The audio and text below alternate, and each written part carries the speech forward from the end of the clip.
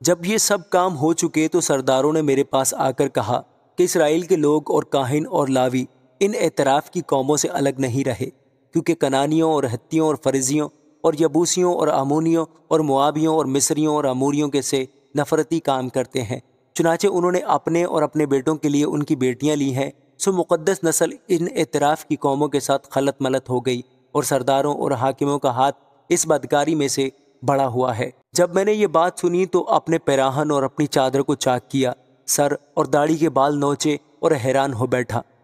تب وہ سب جو اسرائیل کے خدا کی باتوں سے کانپتے تھے اسیروں کی اس بدکاری کے باعث میرے پاس جمع ہوئے، اور میں شام کی قربانی تک حیران بیٹھا رہا۔ اور شام کی قربانی کے وقت میں اپنا پھٹا پیراہن پہنے اور اپنی پھٹی چادر اوڑھے ہوئے اپنی شرمندگی کی حالت سے اٹھا اور اپنے گھٹنوں پر گر کر خداوند اپنے خدا کی طرف اپنے ہاتھ پھیلائے اور کہا، اے میرے خدا، میں شرمندہ ہوں، اور تیری طرف اے میرے خدا اپنا منہ اٹھاتے مجھے لاج آتی ہے،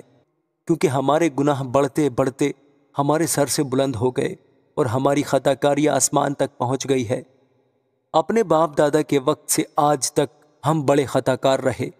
اور اپنی بدکاری کے باعث ہم اور ہمارے بادشاہ اور ہمارے کاہن اور ملکوں کے بادشاہوں اور تلوار اور اسیری اور غارت اور شرمندگی کے حوالہ ہوئے ہیں، جیسا آج کے دن ہے۔ اب تھوڑے دنوں سے خداوند ہمارے خدا کی طرف سے ہم پر فضل ہوا ہے، تاکہ ہمارا کچھ بقیہ بچ نکلنے کو چھوٹے، اور اس کے مکان مقدس میں ہم کو ایک کھوٹی ملے، اور ہمارا خدا ہماری آنکھیں روشن کرے اور ہماری غلامی میں ہم کو کچھ تازگی بخشے،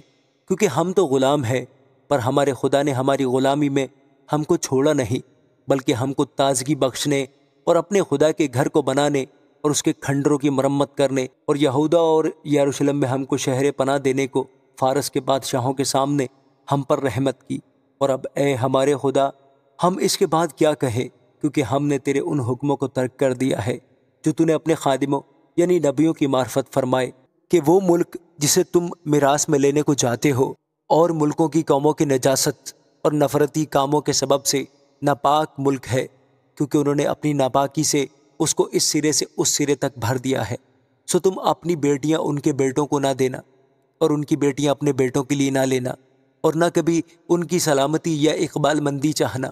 تاکہ تم مضبوط بنو اور اس ملک کی اچھی اچھی چیزیں کھاؤ اور اپنی اولاد کے واسطے ہمیشہ کے میراث کے لیے اسے چھوڑ جاؤ۔ اور ہمارے برے کاموں اور بڑے گناہ کے باعث جو کچھ ہم پر گزرا، اس کے بعد اے ہمارے خدا، در حال ہے کہ تو نے ہمارے گناہوں کے اندازہ سے ہم کو کم سزا دی، اور ہم میں سے ایسا بقیہ چھوڑا کہ ہم پھر تیرے حکموں کو توڑیں اور ان قوموں سے ناطہ جوڑیں جو ان نفرتی کاموں کو کرتی ہیں۔ کیا تو ہم سے ایسا غصے نہ ہوگا کہ ہم کو نیست و نابود کر دے، یہاں تک کہ نہ کوئی بقیہ رہے اور نہ کوئی بچے؟ اے خداوند اسرائیل کے خدا، تو صادق ہے، کیونکہ ہم ایک باقیہ ہیں جو بچ نکلا ہے، جیسا آج کے دن ہے۔ دیکھ، ہم اپنی خطا کاری میں تیرے حضور حاضر ہیں، کیونکہ اسی سبب سے کوئی تیرے حضور کھڑا نہیں رہ سکتا۔ آمین۔